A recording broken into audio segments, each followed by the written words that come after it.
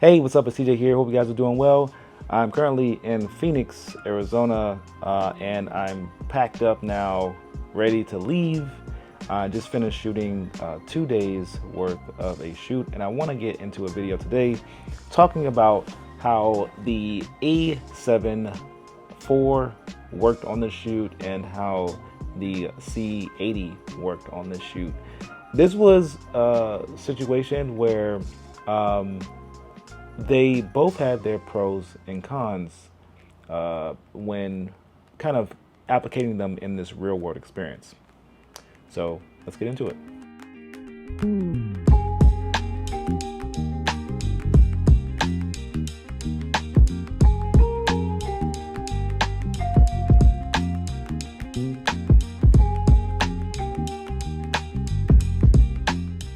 Morning from Phoenix. I am here on day one of our shoot, and we are going to be filming at Tiger Mountain today. We're shooting interviews, we're shooting one interview today. We're shooting a walkthrough, and then we're also shooting some B-roll. Today I brought with me the C80 and the Sony A7 Mark IV. So that's the Sony A7 Mark IV right here. And then we have this on the 24 to 105. We'll be shooting on that primarily just because this was a request from the client. But we'll also be shooting on the C80, and we'll be using EF glass for that today.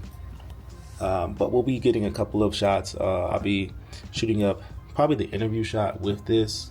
I'll probably doing a two camera shot today.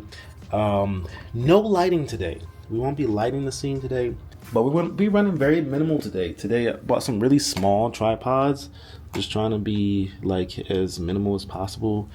The goal for this shoot is to actually match the content that they've created before. So, but I also will be creatively trying to capture some of my own things that I typically do. Also, for this setup here, we're running the Ronin, but I'm going to be mounting the DJI Osmo Pocket 3 right on this mount right here. So you should be able to get some good shots with that as well. We'll get into the day. I think the rest of the day will probably be recap and B-roll. I'll try to keep this thing running as much as possible, and so you can guys see what we're doing.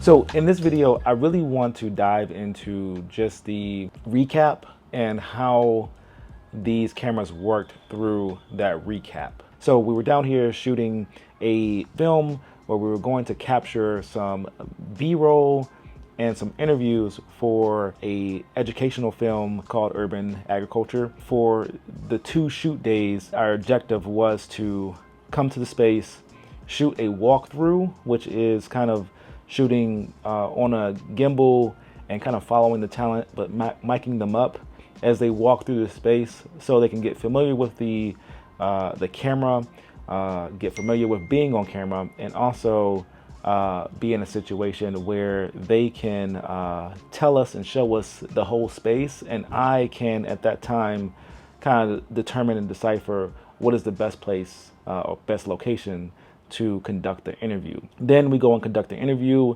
and then clean up with some B-roll. That was the objective. We got there about 7 a.m. trying to just beat the sunlight, or not beat the sunlight, but get the sun when it was kind of lower in the sky so we can conduct those interviews. When we got there though, the subject was not there, so we had to wait a little while. So what we ended up doing was setting up for interview first and doing B-roll second. But that allowed me time to kind of scope out the place with some of the people who were there, and then also, get the interview set up.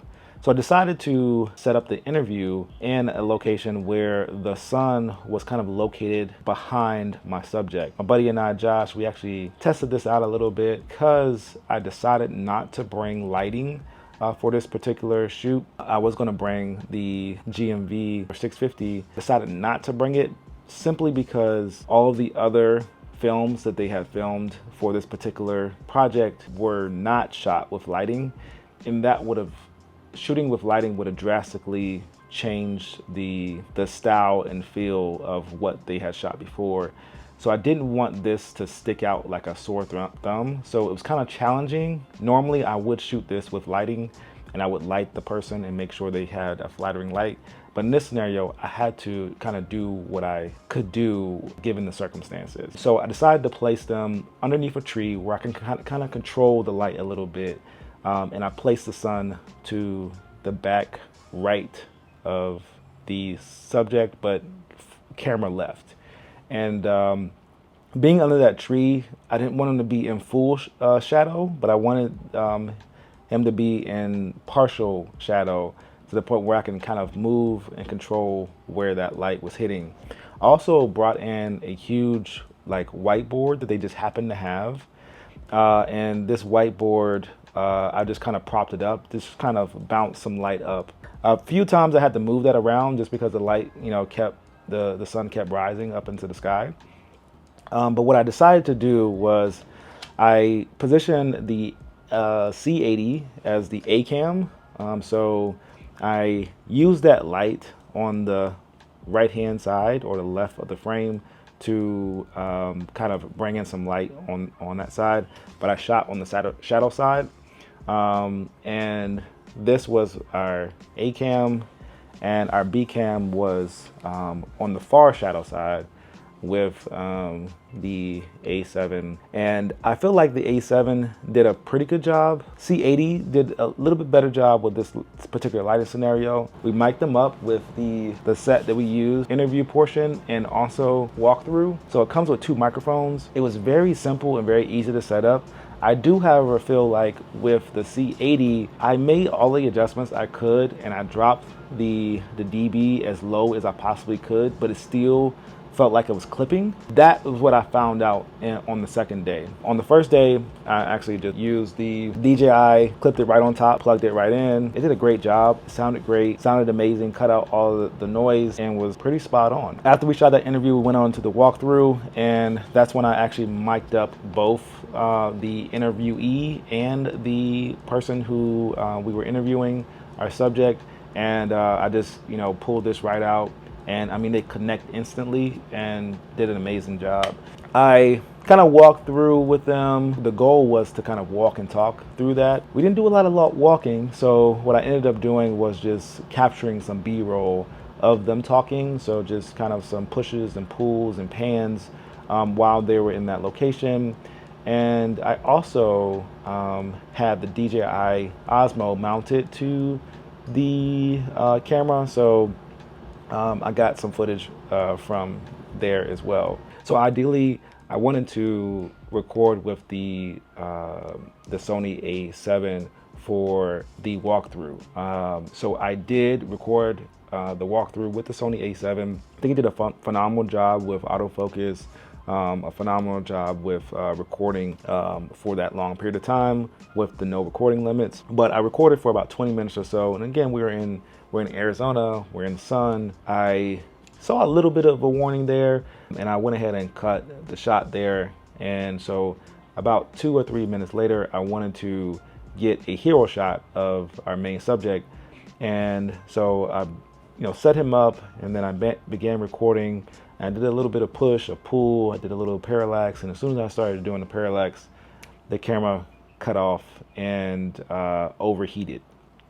So that rendered this unusable for a period of time. I have all the settings set to like high and all the things that they say to set them to. It just could not handle the situation that I was in. Mind you, it just shot an interview, which was about 10-15 minute interview, and then it just shot a 20-minute walkthrough.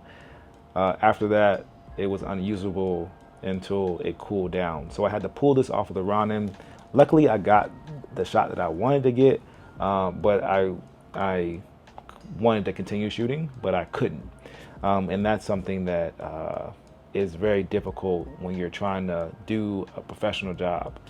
So I went over to the C80 and I began shooting B-roll with the C80. Problem is that I recorded everything in, I believe it was 24 hertz. So it did not give me the option to record on the same SD card at 60 frames per second. I decided at that point, of course you got to pivot all the time, I decided at that point that I would just shoot with this in 24 frames. So I captured quite a bit of B-roll in 24 frames with this camera, and then that gave me some time for the Sony to cool down, and I switched back over to this and shot some more B-roll at 60 frames per second.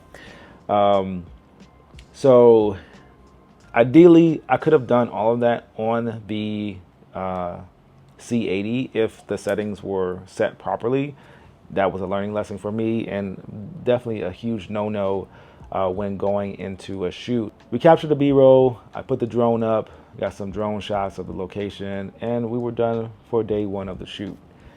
Now, day two of the shoot, we were at a new location, and this new location was a little bit more robust in the, it was actually 20 acres instead of 2 acres. So it was a lot more to see on this particular farm. So when we got there, so we were able to walk through the location, and this time I decided to not shoot the walkthrough with the Sony A7, but to shoot the walkthrough with the C80. But also didn't have to worry about overheating. But what I did have to worry about was just the weight of this camera. It's a lot heavier, but I managed and I got through it. I think I would definitely want to run this on the Ronin with an easy rig, just to give myself a little bit of a rest there. But also with the easy rig comes like a little bit of lack of flexibility there as well. So there's some pros and cons to running them both. It's not ideal when it comes to overheating in that situation. So I think the C80 kind of wins in that scenario, because I just don't have to worry about anything. The autofocus is good. I don't have to worry about overheating. Battery life is great.